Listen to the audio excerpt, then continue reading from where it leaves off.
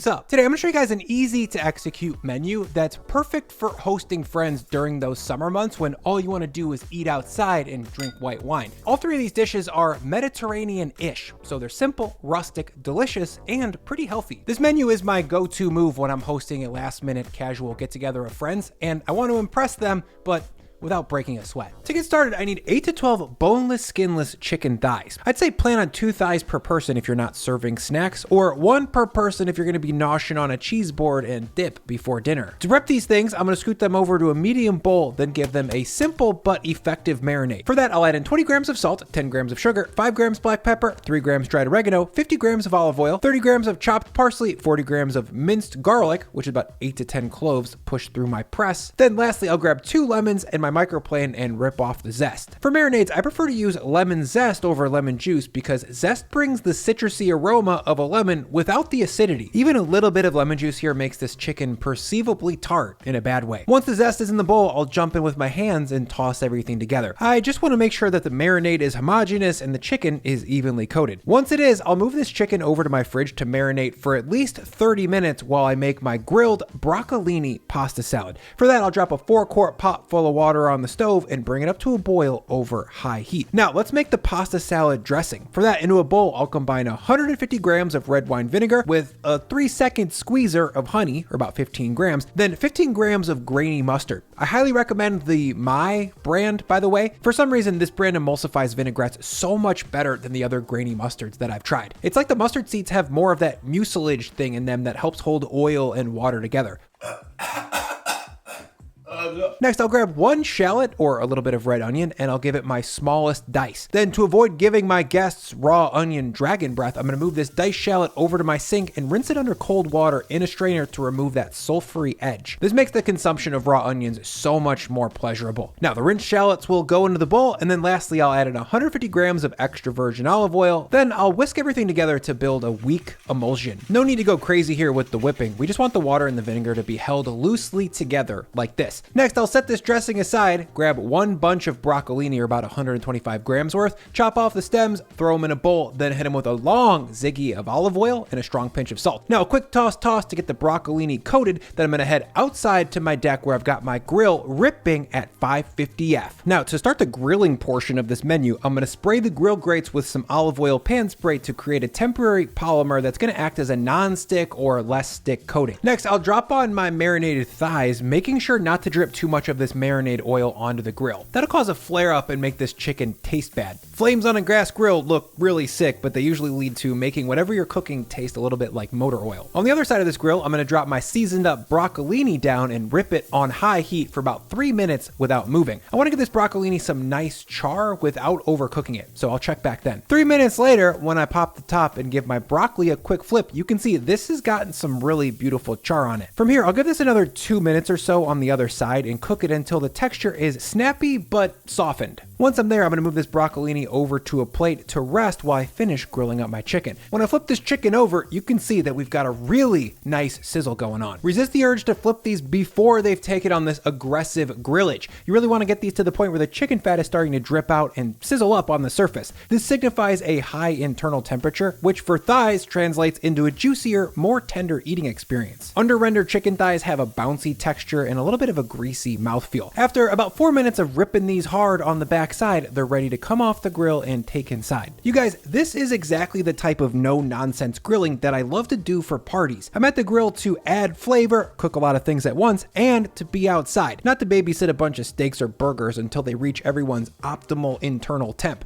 That isn't fun for me. Back at the stove, I'll add in a strong pinch of salt, then 225 grams or a half pound of bowtie pasta. I'll stir that in real quick, then cook per package instructions, which is roughly 10 to 11 minutes. While that cooks, I'm gonna finish up some knife work. First, I'll chop down the grilled broccolini that we just cooked into 1/2-inch lengths. I really don't want long, fibery stuff in with my pasta. Next, I'll take 75 grams of olives and cut those down into 1/2-inch chunks. I recommend some kind of spicy marinated olive for this because they're delicious, but if you only have red reg green olives, those would also suffice. The last little bit of knife work here is to take a whole red bell pepper and cut it down into a 1/2-inch dice. And I would say err on the side of smaller here because giant chunks of raw pepper in the salad would stand out texturally and get in the way of the soft bounciness of the pasta. And once I've got my bell pepper, my olives, and my broccoli chopped down, I'll head back to the stove and check on my pasta. Before we get into that, I just want to say that I started seeing a new doctor recently, and I kid you not, he recommended that I start drinking Element to stay hydrated.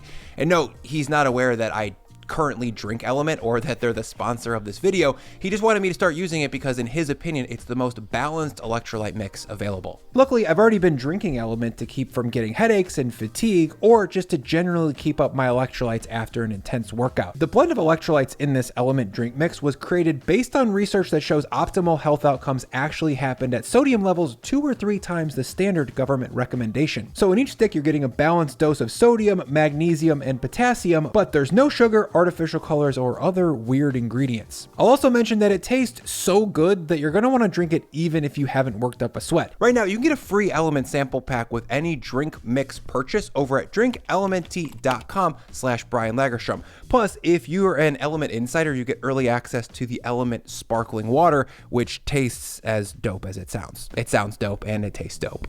Now I'm going to taste it on camera. Yum.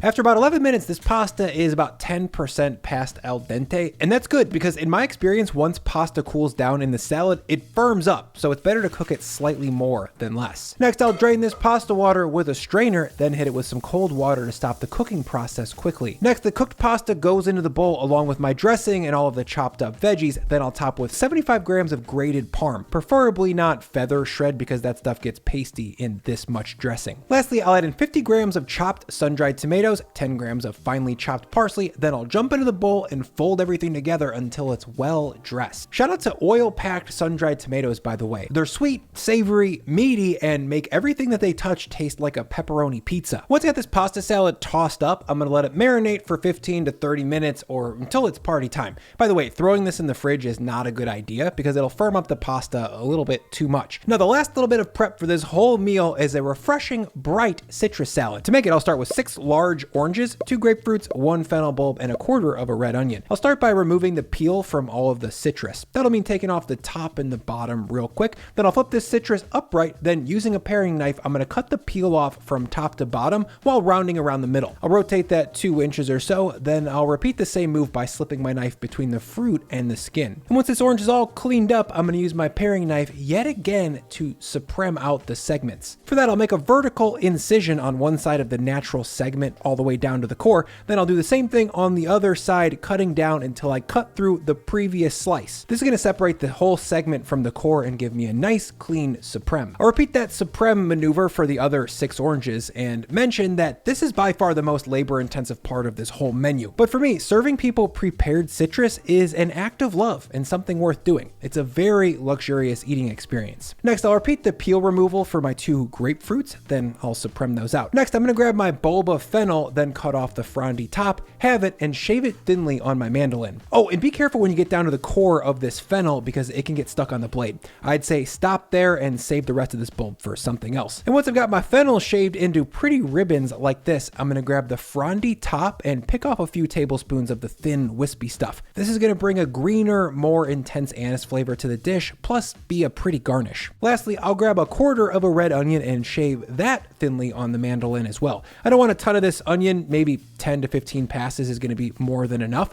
Then just like we did for the shallots earlier, I'm gonna quickly rinse these onions to make them much more enjoyable to eat. Now to build this salad, I'm gonna drop my drained citrus fruits onto a plate. Then I'm gonna top that with a few strong pinches of my shaved red onion. Then I'll sprinkle on some shaved fennel on top of those. Behind that, I'll add on some green fennel fronds for color and additional herbiness. Then to bring some crunch and just general deliciousness, I'm gonna sprinkle on about 3 to 4 tablespoons of chopped roasted pistachios. To dress this thing, I'm gonna give the whole platter a generous squiggle of bright, bitter, fresh tasting olive oil. Then I'll grab some champagne vinegar or a lemon and drizzle on about 2 tablespoons to bring some sharp acidity to cut through the sweetness of the fruit and the fat of the olive oil. The last touch is an aggressive hit of flaky salt. I prefer flake salt over regular because it provides a distinctive pop of salt, but if all you have is kosher or whatever, that'll work totally fine. And that is an absolute beauty of a side dish. It's visually stunning, and it's the perfect complement to the other 2 dishes that we've already made. Now to serve this, I'll grab my thighs, which have been keeping warm in a low oven for the last 20 minutes or so,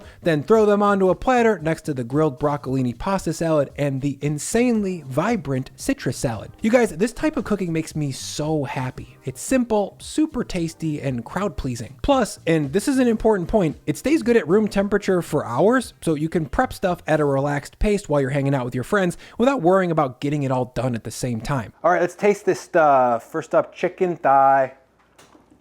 It's herby, it's perfectly grilled, and that play between the sugar and the marinade and that bitter lemon zest is pretty sick. Now for some citrus salad.